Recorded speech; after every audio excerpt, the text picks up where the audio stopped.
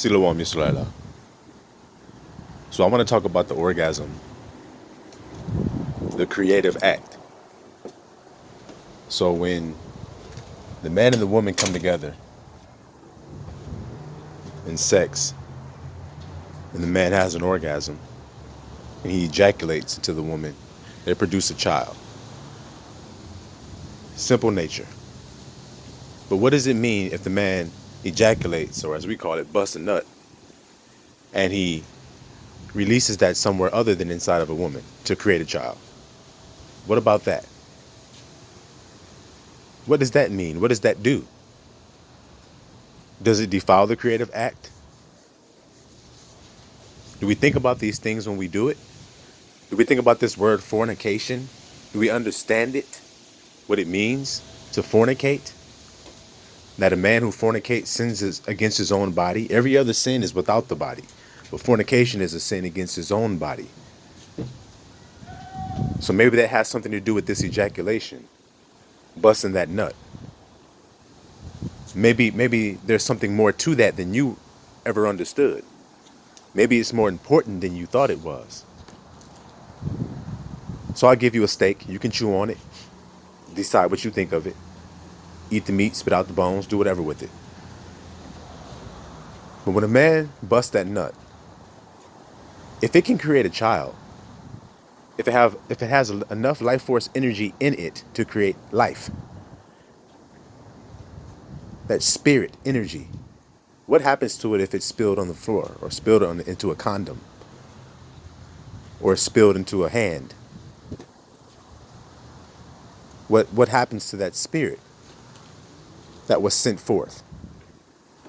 That energy, that life force energy that creates that child. What happens to it when it just goes out into the abyss? When it just goes out into the void, the nothingness. We hear these words like disembodied spirits, demons, a child who's not wanted. We don't connect these things. We don't understand what a waif, an abandoned child. And that concept of busting that nut that creates that child, wasting that on the ground.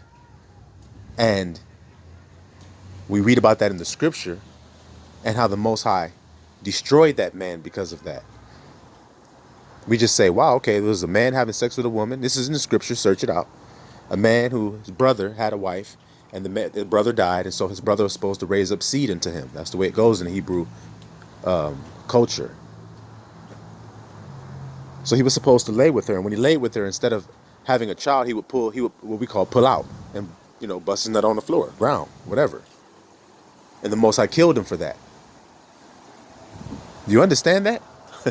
We don't even think about it in today's world. We don't understand that. But we do understand that it produces a child. So there must be a life force spirit energy in that thing we call semen. It has to be. Or it couldn't produce life inside of a womb. See, because it's the womb, is there life in there? Or does that thing pass, that egg pass every month until there's a life force energy inserted in there, as we call light, into the darkness? You see? So if you waste that, if you don't put it where it's supposed to be, then that life force energy becomes similar to what we call disembodied spirit energy. Doesn't have a body, which is what he gets from Eve, his mother. That's how we get the body. You see, the egg. You understand now? There's concepts of wasting it, and if you waste it, that it can be as they call disembodied spirit. That concept, how that makes sense when you think of it from the concept of a life force energy being sent into a womb, and how when it's not there, it's sent somewhere else. If you do it on the floor, on someone's back, in a condom, in your hand, what happened to that spirit? Where did he go? He doesn't have a body. Interesting to think about, is it not? When you think about these things we call demons and ghosts and all of these things, you read about in the scriptures that they're unclean spirits. Well, where do unclean spirits come from? Unclean sex acts, maybe? So when we think about sodomy, it's not about just saying, "Oh, men, sorry that if you loved another man, it's just the way it is, buddy. It's wrong to do it, man." No, it's just that you're wasting the seed. You can't produce a child, so you're creating a disembodied spirit when you do that. A demon, an unclean spirit, an unwanted child, an abandoned child.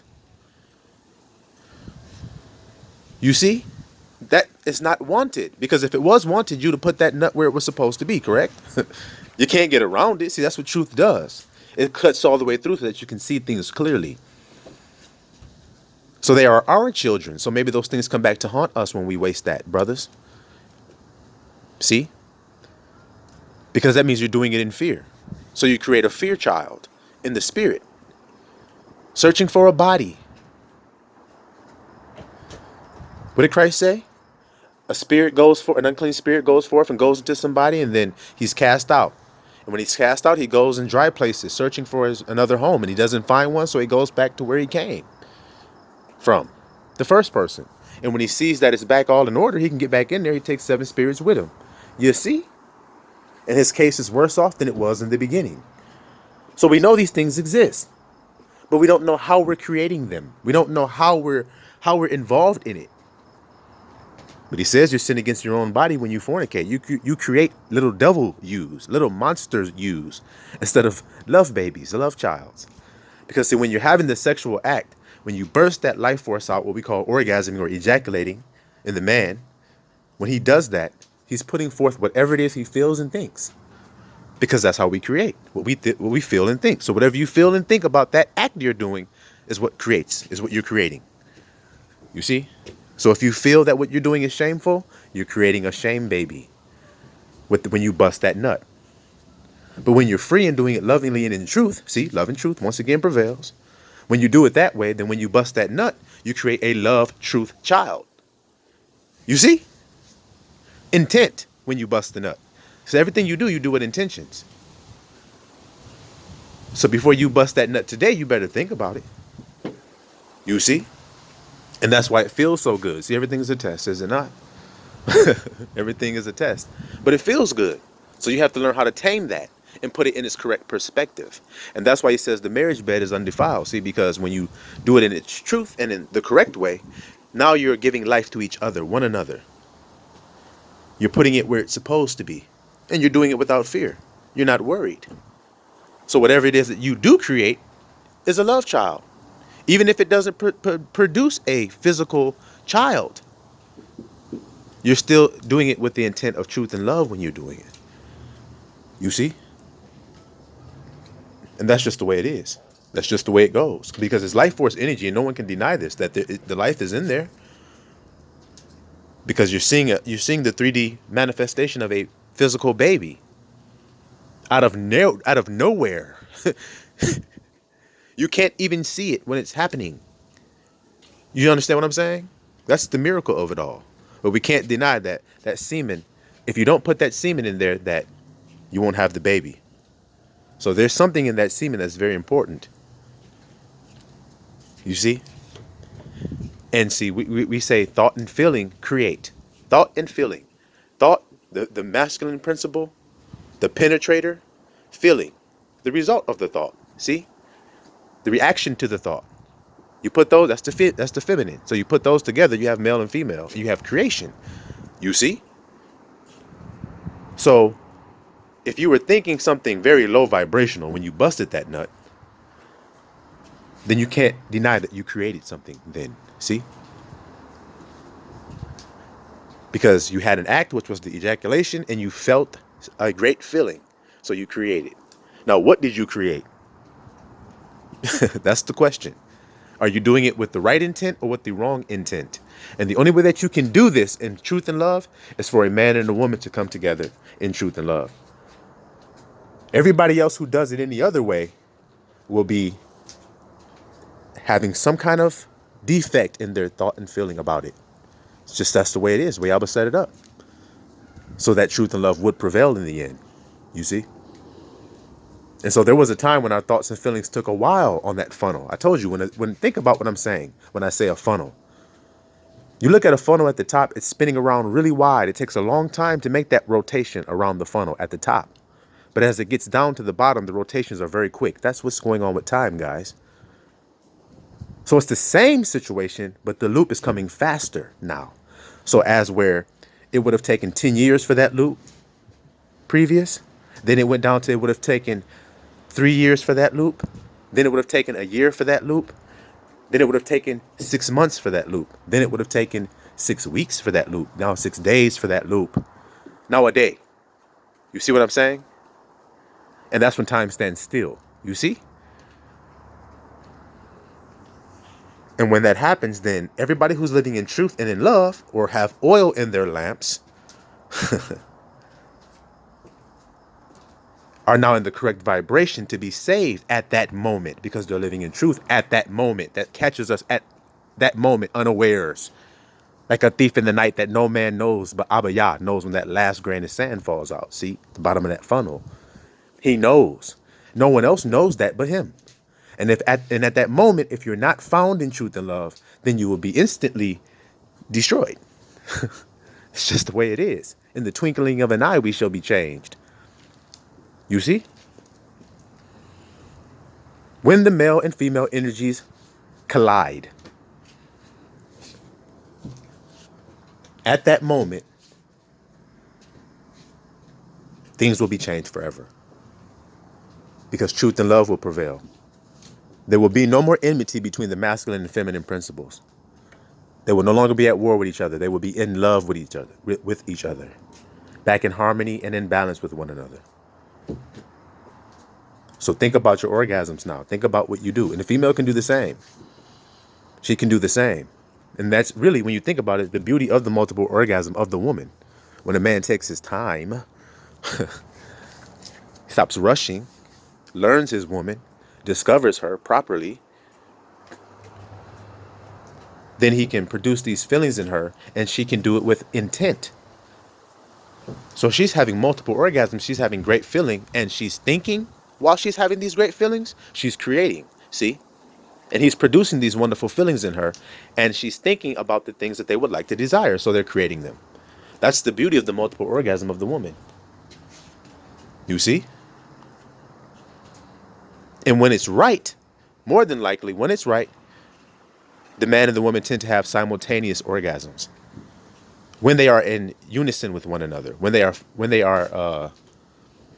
how to say, yin and yang, then they would normally have simultaneous orgasms. Because they are co-creators, they are co-creating, you see, becoming one. You understand? So it's all about sex. In the beginning, it was darkness. And the Most High said, let there be light. Poof. Those sounds, I-E-A-O-U-A-O-Y-A, sounds of creation, right? Let there be light. Sex, orgasm. You see?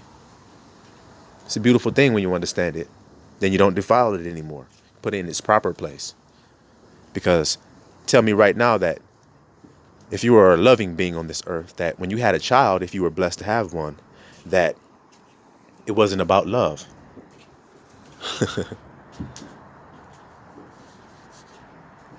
You see? And that wasn't the greatest gift that you got. Any man that's a loving man, an honorable man on this earth, if you have blessed to have a child, you were blessed to have a son, is that not your greatest gift, your firstborn son? See? And isn't it about love? You see? And it all came from an orgasm, brother. You can't deny that. If a man's greatest gift is his firstborn son so that he can pass on what he has gained in his life, in every avenue of his life, he can pass that on to a trusted heir, his firstborn son, to carry the torch. Then that all came from an orgasm. Whether you think about it or not, it is. That all came from an orgasm. So how powerful is that thing called an orgasm? You see what they do in this world with the condoms and with the homosexuality and the masturbation and the pornography and all these things to get you as a man to waste that seed, to create disembodied spirits, bring in more of the unclean spirits.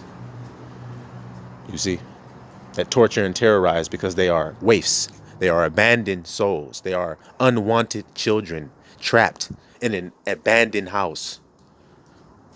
That's why the Most High told us not to do that. That's why he killed the man for wasting his seed on the ground. With something that seemed so simple and so minuscule, it wasn't. You see? So think about that today. Shalom Yisrael.